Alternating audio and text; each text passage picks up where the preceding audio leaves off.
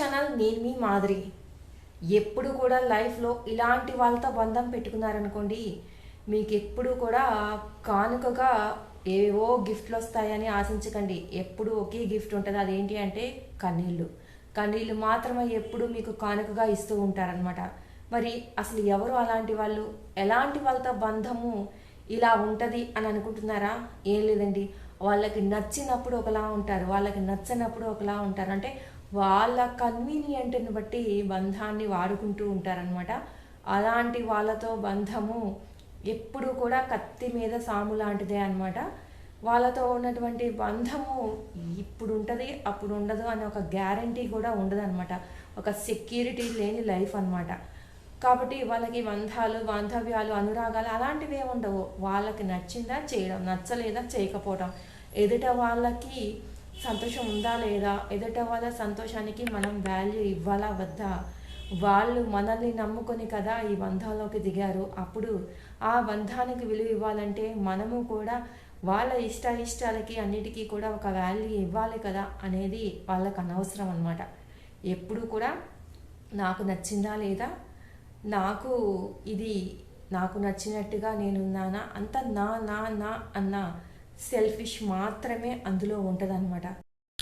కాబట్టి బంధం అనేది ఇంత డెలికేట్గా, ఇంత సెల్ఫిష్గా ఉన్నప్పుడు ఎప్పుడు ఆ బంధము మీకు కత్తి మీద సాములాగానే ఉంటుంది. అంటే మీ సైడ్ నుంచి ఫుల్ ఫ్లెజ్డ్గా లవ్ కానివ్వండి, అన్నీ రెస్పాన్సిబిలిటీ కానివ్వండి అన్నీ ఉంటాయి. కానీ అవతల సైడ్ నుంచి వాళ్ళ కన్వీనియన్స్ని బట్టి ఉంటుంది. ఎప్పుడు కూడా కన్వీనియన్స్తో ఉండేటటువంటి బంధము నిలవదనమాట.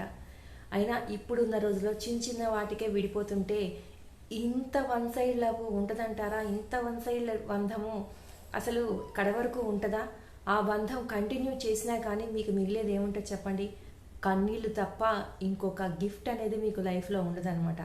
కాబట్టి ఎప్పుడు కూడా ఒక బంధాన్ని చూజ్ చేసుకునేటప్పుడే ఫస్ట్లో తెలియకపోయినా కనీసం తెలిసినాకైనా సరి చేసుకునే ప్రయత్నం చేయండి. సరి చేసుకునే ప్రయత్నం చేసినా ఇది అవ్వదు అని అనుకున్నప్పుడు ఇంకా మూవ్ ఆన్ అయిపోవడమే మంచిది. కానీ ఇలాంటి బంధాలతో ఎప్పటికీ కూడా కన్నీరునే మీరు మీ లైఫ్కి అదే నాకు దొరికింది, అదే పరమార్థం అన్నట్టుగా మాత్రము లైఫ్ని స్పాయిల్ చేసుకుంటూ, లైఫ్ని ప్రశాంతత లేకుండా స్ట్రగుల్ చేసుకుంటా మాత్రం మీకు మీరు శిక్షణ మాత్రం వేసుకోవద్దు.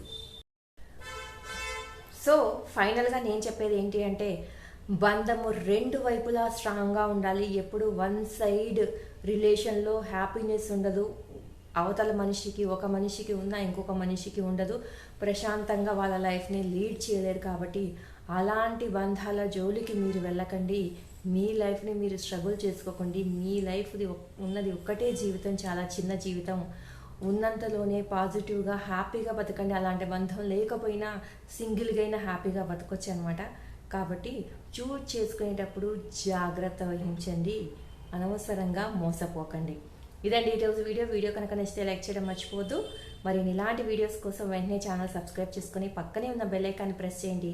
అప్పుడే నేను పెట్టే డైలీ నోటిఫికేషన్స్ మీ దాకా వచ్చేస్తాయి.